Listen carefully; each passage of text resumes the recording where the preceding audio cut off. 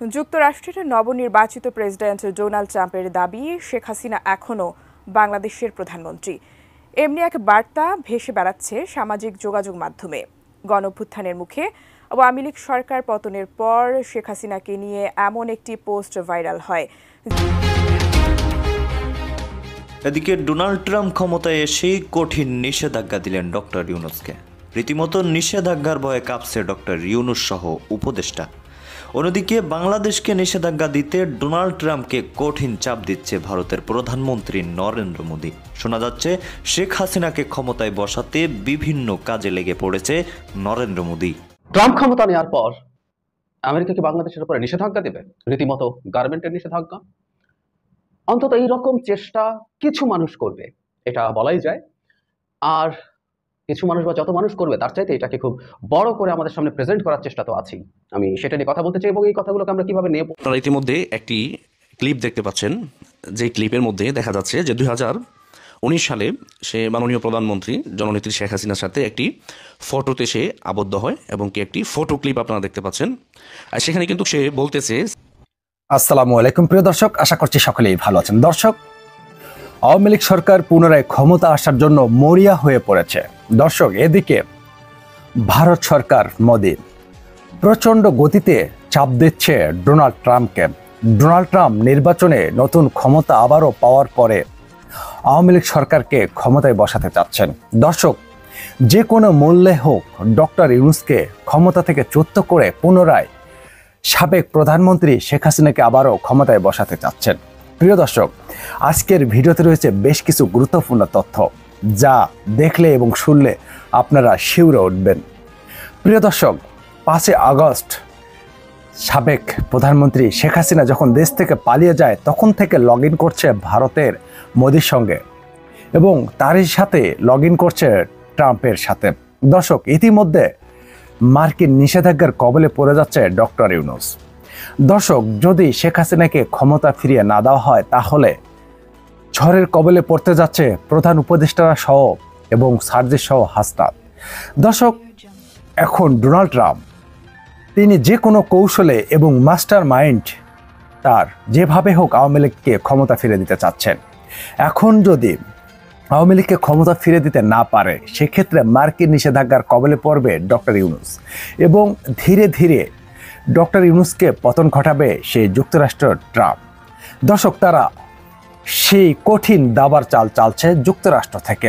এদিকে শেখ হাসিনা কিন্তু বসে নেই, তিনিও বিভিন্ন জায়গায় লগ ইন করছেন। দর্শক, সেটি তুলে ধরবো আজকের ভিডিওতে, দেখতে থাকুন পুরো ভিডিওটি।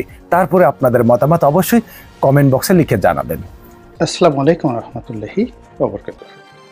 সম্মানিত দর্শক, ডক্টর মোহাম্মদ ইউনূসের যে অন্তর্বর্তীকালীন সরকার বহুমুখী চাপের মধ্যে পড়েছে এবং একটি রাষ্ট্র সাধারণত সরকারের উপর অনেকটা নির্ভরশীল।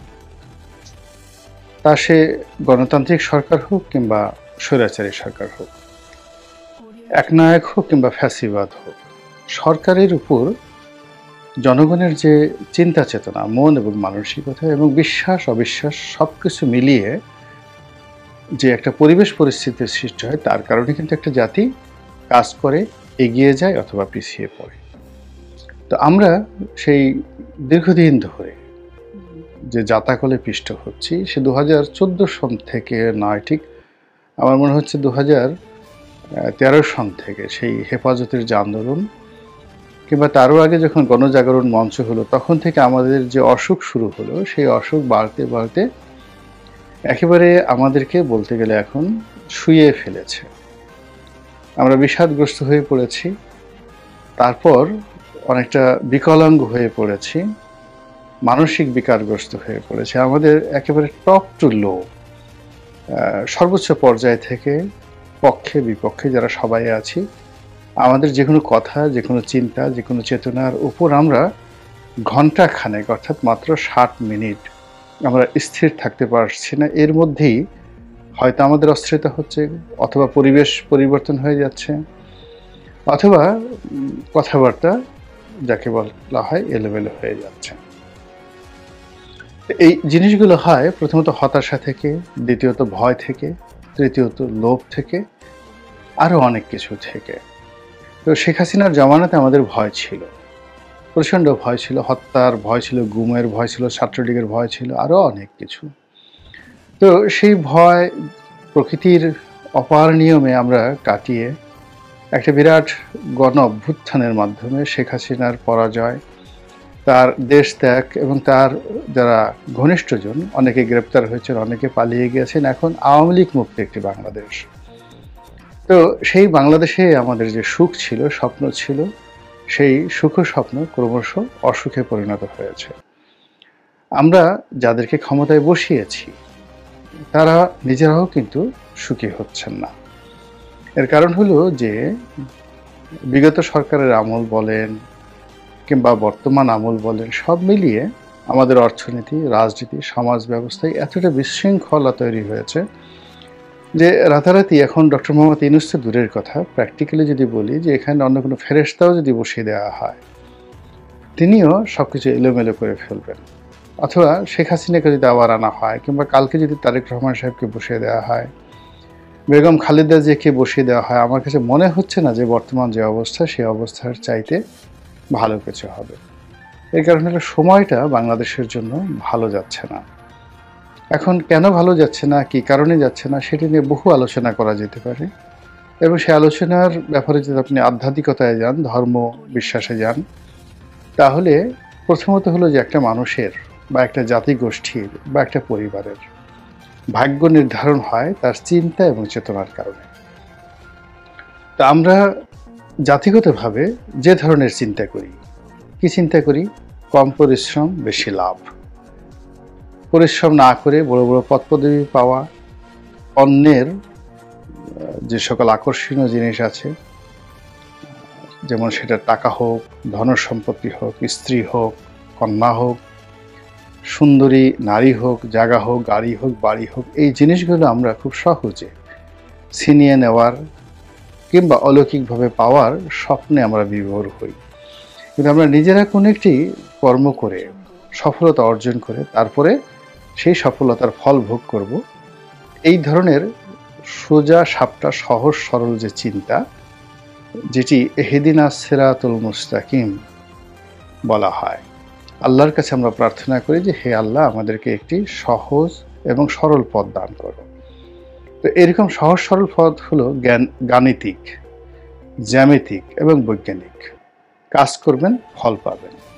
এর চাইতে আমরা পা চাটতে, তাবেদারি করতে, দালালি করতে এগুলো পছন্দ করি। এবং এই পছন্দ করার কারণে কি করেন, আমাদের রাজনৈতিক জীবনে আল্লাহ রাব্বুল আলামিন এমন সব নেতা দেন যারা দালালি পছন্দ করেন, যারা চাটুকার পছন্দ করেন, এবং যারা এই সমস্ত লোক নিয়ে পরিবেশিত থাকতে পছন্দ করেন। এবং এর কারণে কি হচ্ছে, আমাদের এই জাতীয় জীবনে দীর্ঘকাল ধরে আমরা শুধুই খারাপ মানুষদেরকে পেয়েছি।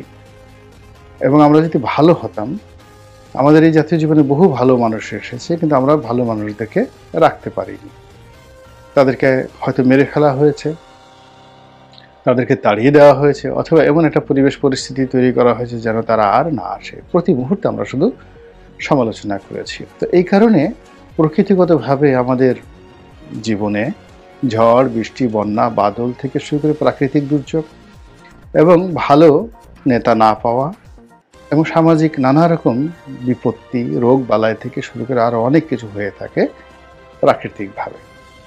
আর সামাজিকভাবে যে জিনিসগুলো হয় সেটিও আমাদের জন্য আসলে হাসি মুখে থাকা, সুখে শান্তিতে থাকার জন্য যাকে বলা হয় উপযুক্ত নয়। আর কখনো কখনো বিশ্বের যে পরিস্থিতি, সেই পরিস্থিতি প্রায় আমাদের প্রতিকূলে চলে যায়।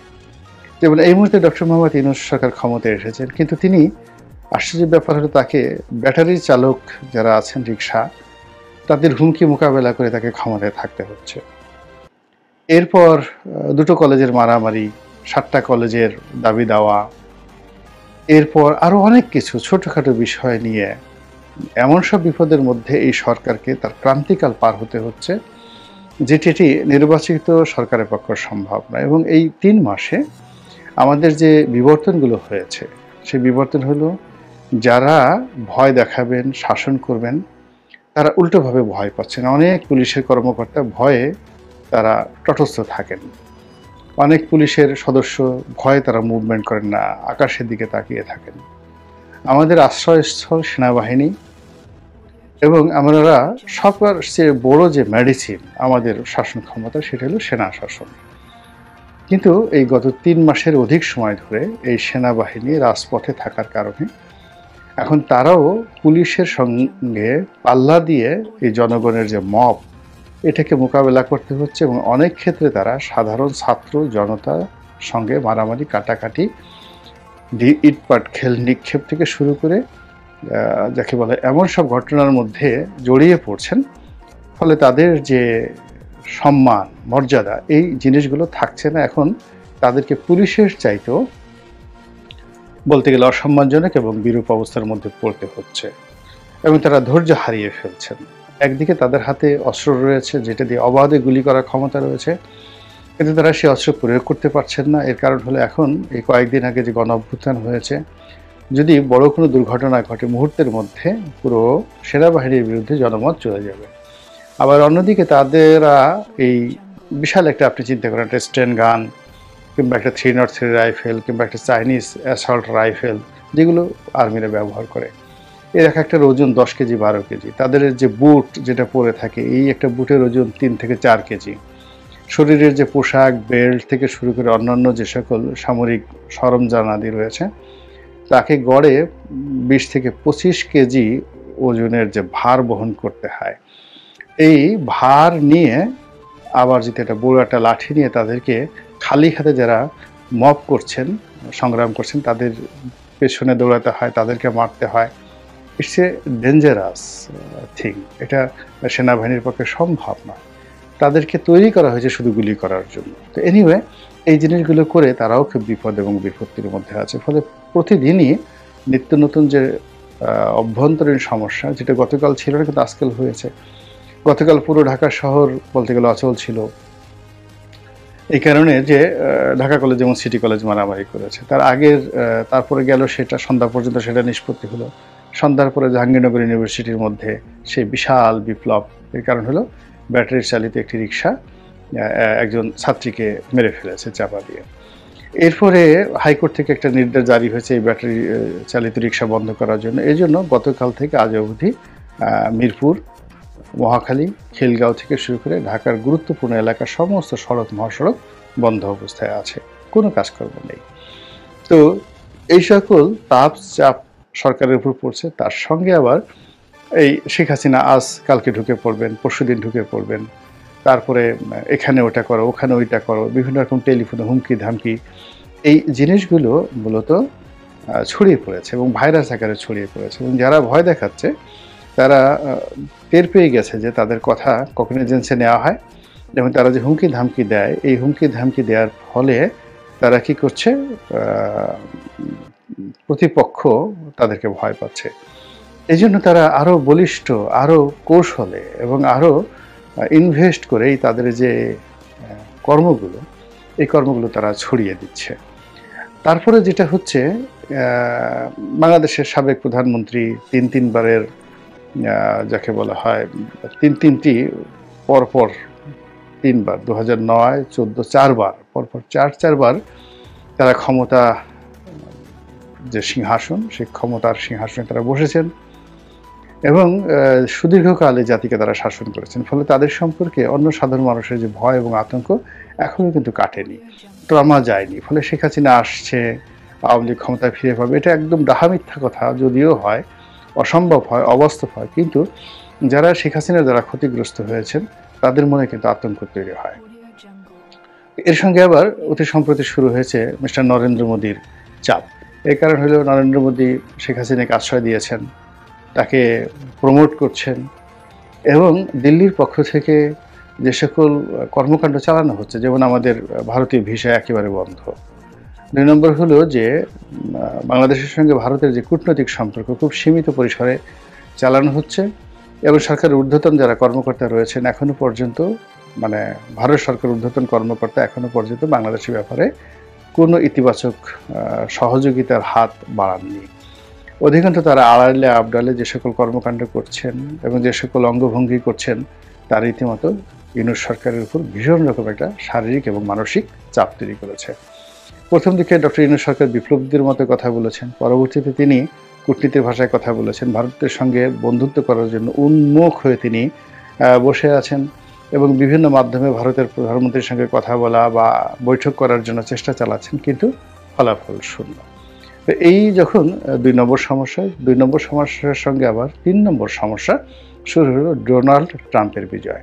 ডোনাল্ড ট্রাম্পের সঙ্গে ডক্টর মোহাম্মদ ইউনূসের ব্যক্তিগত সম্পর্ক ভালো নয়, রাজনৈতিক সম্পর্ক ভালো থাকার একেবারেই অসম্ভব। এর কারণ হলো তার যে ক্যারিয়ার, সেই বাংলাদেশে তার গ্রামীণ ব্যাংক এবং আমেরিকাতেও তার অনেকগুলো 20টির মতো শহরে তার গ্রামীণ ব্যাংকের কার্যক্রম রয়েছে এবং এই টোটাল কাজটি তিনি করেছেন বিল ক্লিন্টন পরিবারের সঙ্গে, ডেমোক্র্যাটদের সঙ্গে। তো যারা যাকে বলা হয় রিপাবলিকান এবং ডোনাল্ড ট্রাম্পের অনুসারী, তারা ডক্টর মোহাম্মদ ইউনূসকে প্রথমত পছন্দ করেন না। দ্বিতীয়ত ডোনাল্ড ট্রাম্পের যে প্রশাসন একেবারে নিশ্চিতভাবেই আমেরিকাতে যে ব্যবসা বাণিজ্য রয়েছে ডক্টর মোহাম্মদ ইউনূসের, সেগুলোর ফাইল ধরে টান দেবেন। ফলে ডক্টর মোহাম্মদ ইউনূস এখন যে উপদেষ্টা রূপে রয়েছেন, প্রধান উপদেষ্টা রূপে রয়েছেন বাংলাদেশে, তিনি এই মুহূর্তে যে অবস্থায় থাকেন না কেন, কিন্তু আমেরিকাতে তার যে এস্টাবলিশমেন্ট, সেই এস্টাবলিশমেন্টের উপর যদি ডোনাল্ড ট্রাম্পের প্রশাসনের বদনজর পড়ে, তাহলে তার সব কিছু তছনছ হয়ে যাবে। ইতিমধ্যে তার যারা বিরোধী পক্ষ, তারা বিভিন্ন রকম নেটে তার মেয়ে যে মনিকা ইউনুস, তার একটা ভিডিও, তিনি মদ্যপ অবস্থায় গাড়ি চালাচ্ছিলেন এবং তিনি ওই দিন ফ্রাস্ট্রেটেড ছিলেন এবং তার ব্যক্তিগত জীবনে কিছু ঘটনা, তার বন্ধু তিনি কিভাবে চলেন, তিনি কার সঙ্গে তার যে দাম্পত্য সম্পর্ক, এই বিষয়গুলো নিয়ে খুবই বিব্রতকর কতগুলো ভিডিও সামাজিক মাধ্যমে কে বা কারা ছাড়িয়ে দিয়েছে। তো এই বিষয়গুলোর সঙ্গে সঙ্গে আবার কি হলো, সেই ইতিমধ্যে মিস্টার ডোনাল্ড ট্রাম্প তার সরকারে যাদেরকে নিয়োগ দিয়েছেন, এরা বেশিরভাগই উগ্র হিন্দুত্ববাদীর ধারক বাহক এবং বিশেষ করে তার যে সকল গোয়েন্দা বাহিনী রয়েছে আমেরিকার, সেই গোয়েন্দা বাহিনীর প্রধান রূপে তিনি এক ভদ্র মহিলাকে নিয়োগ দিয়েছেন, ভারতীয় বংশোদ্ভূত তুলসী। তো সেই ম্যাডাম তুলসী, তার নাম সম্ভবত তুলসী গ্যাবার্ড। তো সেই ম্যাডাম তুলসী গ্যাবার্ড তিনি মূলত ইসকনের সঙ্গে সরাসরি জড়িত, ইসকনের প্রমোটার, এবং ইতিমধ্যেই তিনি নাতি দীর্ঘ একটি বক্তব্য দিয়েছেন বাংলাদেশের বিরুদ্ধে, একেবারে সরাসরি ডক্টর ইউনূসের বিরুদ্ধে, বাংলাদেশের বিরুদ্ধে, জনগণের বিরুদ্ধে। এবং এখানে তার সেই বক্তব্য হিন্দুদের পক্ষে গিয়েছে, আরও অনেক কিছু। তো সব মিলিয়ে এরকম একটা মানুষ যদি সিআইএর প্রধান হয়, তিনি এফবিআইয়ের প্রধান হন, তিনি সিআইডির প্রধান হন, পুলিশের গোয়েন্দা দপ্তর স্পেশাল ব্রাঞ্চের প্রধান হন, এবং সেই অবস্থায় থেকে যদি ডক্টর মোহাম্মদ ইউনূসের সরকারের উপর চাপ প্রয়োগ করেন, সেই বহুমুখী চাপে সরকারের দিশাহারা হওয়া ছাড়া কোনো উপায় থাকবে না। এবং সরকারের মধ্যে যখন এরকম ভয়, আতঙ্ক বা এরকম দিশাহারা পরিবেশ পরিস্থিতি বিরাজ করে, তখন মহাখালীতে একজন ব্যাটারি চালক যদি একটা ধমক দেন, কিংবা একজন ব্যাটারি রিক্সার যে চালক